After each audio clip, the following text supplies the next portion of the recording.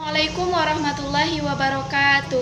Saya Salsa Bila Putri dari kelas 11 MIA 4 akan menjelaskan materi mengenai dinasti Abbasiyah oleh Pak Khotibul Umam. Pertama, latar belakang dinasti Abbasiyah itu sendiri. Dinasti Abbasiyah berdiri sejak tahun 750 hingga 1258 Masehi. Daulah Abbasiyah memegang peranan penting sebagai salah satu daulah terbesar Islam setelah Daulah Umayyah. Wilayah Daulah Abbasiyah meliputi seluruh wilayah Jazirah Arab, Irak, Persia, Syam, Mesir, dan sebagian wilayah di benua Afrika Utara.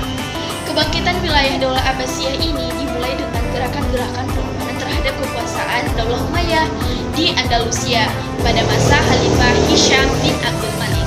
Kepemimpinan Daulah Umayyah berakhir pada tahun 750 Masehi atau 132 Hijriah dengan wafatnya pemimpin terakhir, yaitu Marwan bin Muhammad.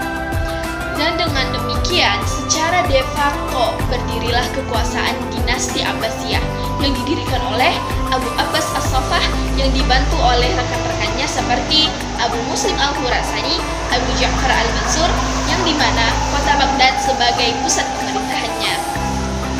Nah, dari definisi tersebut kita bisa meringkas di mana bahwa 3 orang yang menjadi peran penting dalam pendirian dinasti Abbasiyah, yaitu Abu Abbas As-Saffah, Abu Ja'far Al-Mansur, dan juga Abu Muslim Al-Khurasani. Pusat pemerintahan dinasti Abbasiyah dari awal hingga akhir itu yaitu seperti kota Baghdad, Ar-Raqqah, Samarra, Kairo, dan Kufah. Istana-istana yang dibangun pada masa dinasti Abbasiyah seperti Istana Khuruzzabat, Istana Al-Khadir, dan Istana Emas. Masa keemasan pada dinasti Abbasiyah itu terjadi pada masa periode pertama, yaitu di bawah pimpinan Abu Abbas As-Saffah, Abu Ja'far Al-Mansur, Musa Al-Hadi, Harun Al-Rashid, Al-Mustaqim Billah, Al-Wahdi, dan lain sebagainya. Bukti-bukti yang menyatakan bahwa dinasti Abbasiyah itu tidak hanya mampu dalam bidang sosial, politik, budaya, maupun ekonomi. Ternyata dinasti Abbasiyah juga memiliki para ilmuwan-ilmuwan pada masa Daulah Abbasiyah. Yang pertama, Abu Ali Muhammad Al-Hasan bin Al-Haytan pada 965 Masehi sampai 1039 Masehi dengan sebagai ahli mata dengan penemuannya berupa optik. Dan yang kedua yaitu Al-Yaqubi pada tahun 897 Masehi dengan penemuannya yang berupa Al-Buldan.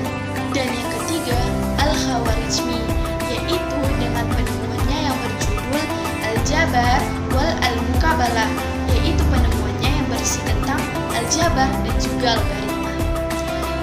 Faktor keruntuhan pada dinasti Abbasiyah ada 2. Yang pertama, faktor internal, yang kedua faktor eksternal.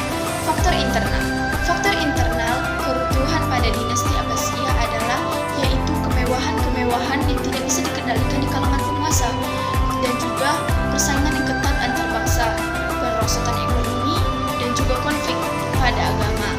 Dan faktor eksternalnya yaitu terjadinya perang salib di beberapa periode yang memakan banyak korban dan serangan tentang Mongol ke wilayah kekuasaan. Sistem pemerintahan Daulah Umayyah tentunya berbeda dengan sistem pemerintahan di Daulah Abbasiyah.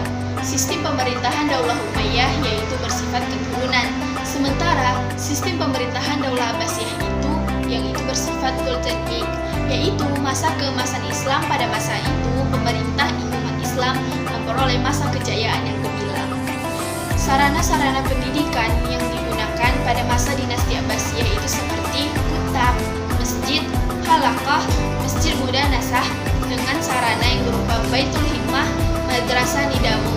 Sementara sarana-sarana yang digunakan di Indonesia itu seperti sekolah, ponpes, bimbel, dan lain sebagainya.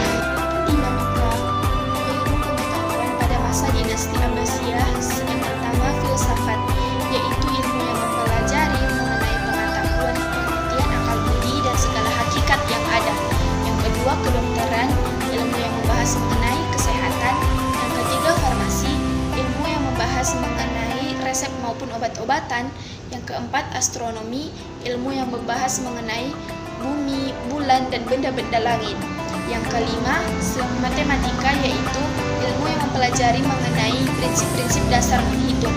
Yang keenam, yaitu sejarah, ilmu yang mempelajari mengenai kehidupan pada masa zaman dahulu. Dan yang terakhir, yaitu geografi, yaitu ilmu yang mampu membuat peta dunia.